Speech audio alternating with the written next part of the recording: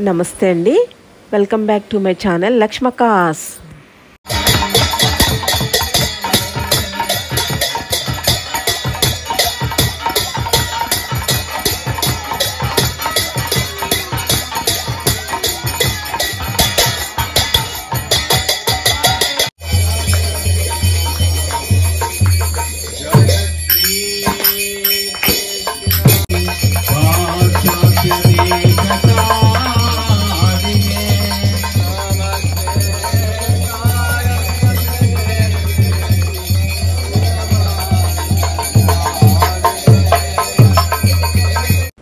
హరే కృష్ణ.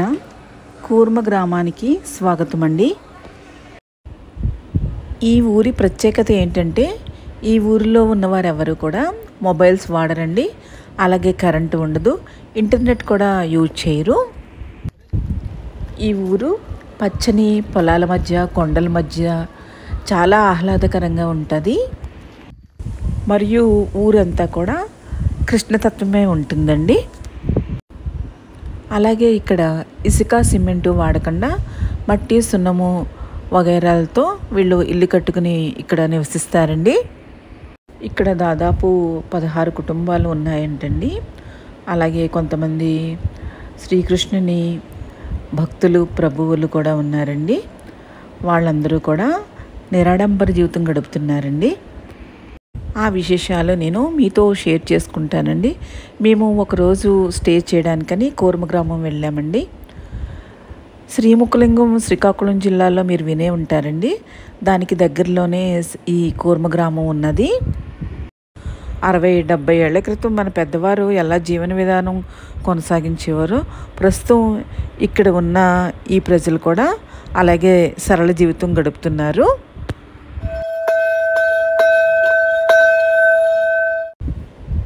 దేవుని ప్రార్థనా సమయానికి వారు ఇలాగే ఇక్కడ బెల్ కొడతారండి. మీరు ప్రజెంట్ వీడియోలో చూస్తున్నదైతే దేవుని మందిరము. ఇక్కడ వీరందరూ కొలిచేది శ్రీకృష్ణ భగవానునేనండి. చిన్న పిల్లల దగ్గర నుంచి పెద్దవారి వరకు అందరూ కూడా శ్రీకృష్ణ భగవాన్ సేవలోనే ఉంటారు. మనం ఎవరైనా అక్కడ ఉండదలిస్తే కనుక ఎన్ని రోజులైనా ఉండవచ్చండి. వాళ్ళు ఉచిత వసతి మరియు భోజన సౌకర్యాలు కల్పిస్తారు. మీరు ఇప్పుడు చూస్తున్నది వసతిలోని మంచాలు, దోమలు రాకుండా నెట్టలు అవన్నీ కూడా కల్పించారండి. అలాగే మనకి కావాల్సిన నీరు బావి నుంచే మనం తోడుకోవాలి. ఇక్కడ వీరికి కావాల్సిన ధాన్యము, కూరగాయలు వగైరా అంతా వీరే పండించుకుంటారండి. పప్పులు కూడా ఇక్కడే పండించుకుంటారు. ఇక్కడ పండిన నువ్వులు మరియు వేరుశనగ గింజల నుంచి వారికి కావాల్సిన నూనెను వారే సమకూర్చుకుంటారు. అలాగే ప్రతి ఇంట్లో కూడా ఆవులు ఇక్కడ ఉంటాయండి. ఇక్కడ వీరు చాలా సరళమైన జీవితాన్ని చాలా ఆరోగ్యంగా, ఆనందంగా గడుపుతున్నారండి. మీరు ప్రస్తుతము ఒక ప్రభుజీ ఇల్లు ఎలా ఉన్నదో చూస్తున్నారండి. ఆ ప్రభుజీ వారు ఇక్కడ ఎలా జీవనశైలిని సరళంగా మలుచుకుంటున్నారో తన మాటల్లో చెప్తారండి. సృష్టిస్తున్నాం మనం. ఇప్పుడు కరెంట్ ఉన్నది, మనం అనుకున్నాం కరెంట్ ఇట్లా స్విచ్ చేస్తే వెలుతురు వచ్చేస్తుంది. దాంట్లో కష్టం ఏమున్నది, కానీ ఆ ఎలక్ట్రిసిటీ బిల్ కట్టడానికే ఎక్కువ మనకు కష్టపడాల్సి వస్తుంది. అవునండి, అవును. ఇప్పుడు ఇంతకు ముందు మీరు చూడండి, ఊర్లో ఇప్పుడు కూడా చూడవచ్చు మీరు, జనాలు సింపుల్ గా ఉంటూ సంవత్సరంకి ఎప్పుడో బట్టలు కొంటారు. వాళ్ళ స్టేటస్ సమాజంలో ఉంటది. వాళ్ళు బట్టలు మంచిగా వేసుకుంటే స్టేటస్ చేంజ్ అవుతుంది అని లేదు. సింపుల్ లివింగ్ లో వాళ్ళు ఏం చేస్తారు, ఏదో ఆవులో గేదెలో కాస్తారు, దాని నుంచి పాలు వస్తుంది, పాలతోనే వాళ్ళు ఇల్లు నడిపించుకుంటారు. వాళ్ళకి ఎంత ధనం అవసరము. కానీ మనం సిటీలో వెళ్ళాలంటే ఏమవుతుంది, అక్కడ స్టేటస్ కొరకు మనం అన్ని కావాలా, మంచి భవంతి కావాలా, మంచి కారు కావాలా, మళ్ళీ మార్చాలా. చిన్న ఫోన్ పనికి రాదు, పెద్ద ఫోన్, మళ్ళీ స్మార్ట్ ఫోన్ లో ఇంకా యాపిల్ ఫోన్ కావాలా. అంటే దీంతో మనకు ఆనందం ఈ వస్తువులతోనే వస్తుందా? వస్తువులతోనే ఆనందం వస్తుందా చెప్పండి? రాదండి. మీకు ఏదో ఒక సిటీ తయారు చేసి దాంట్లో అన్ని సౌకర్యాలు ఉన్న వస్తువులు ఇస్తాము, కానీ అక్కడ ఒక జీవి కూడా ఉండదు. ఆనందమా? లేదు సార్. అంటే ఆనందం దేనితోనూ వస్తుంది?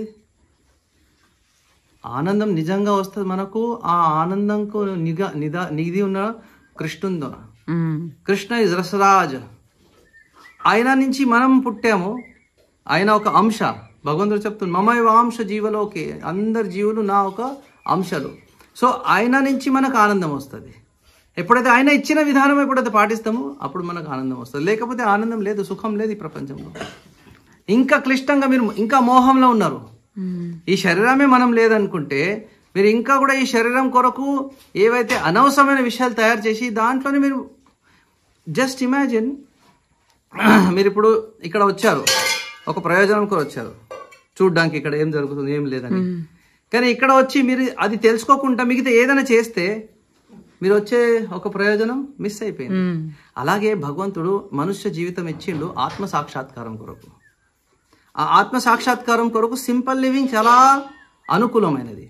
కానీ మనం ఏం చేస్తున్నాము, ఇప్పుడు మనం పిల్లలకు స్కూల్కు పంపితే పిల్లలకు ఏం చేస్తారు, వాళ్ళు ఫస్ట్ ఆటలు ఆడిస్తారు వాళ్ళకి అలవాటు చేయడానికి.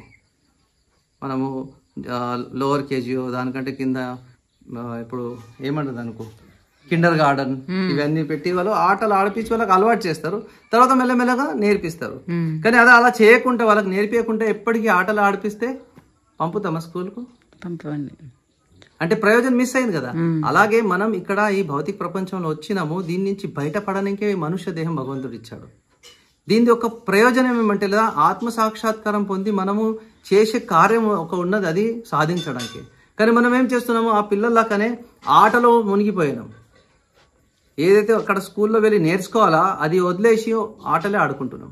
అలా మనం ఒక శరీరం నుంచి ఇంకో శరీరం నుంచి మనం గేమ్ ఎట్లా ఉంటుందిగా అలా ఆడుకుంటూనే ఉన్నాయి. ప్రయోజనం ఏం లేదు. ఇప్పుడు మీరు గేమ్ ఆడతారు, దాని యొక్క ప్రయోజనం ఆమోదం దీపాల వెలుగులో శ్రీకృష్ణ భగవాన్ని రాత్రి హారతి మరియు సేవని చూడండి. ఈ కూర్మ గ్రామం తప్పకుండా అందరూ చూసి తీరవలసిందేనండి. మరియు వారు ఎంత సరళంగా జీవిస్తున్నారు అనేది మనం నేర్చుకోవాల్సిందేనండి. నా వీడియో కానీ మీకు నచ్చినట్లయితే లైక్ చేయండి మరియు షేర్ చేయండి ఫ్రెండ్స్. అలాగే నా ఛానల్ని సబ్స్క్రైబ్ కూడా చేస్తే మీరు మరిన్ని వీడియోలు చూడవచ్చు.